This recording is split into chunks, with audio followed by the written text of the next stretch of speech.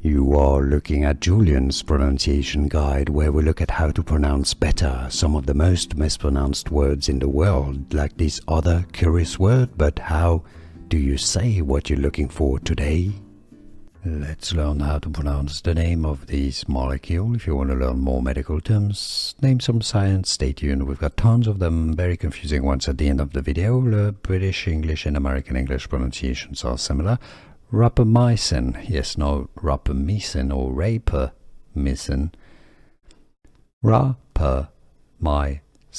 stress on that my syllable. Rapamycin. Here are more videos on how to pronounce more confusing words and names too many mispronounced. Like this video if you found it useful. I appreciate your support. I'll see you soon and thanks for watching.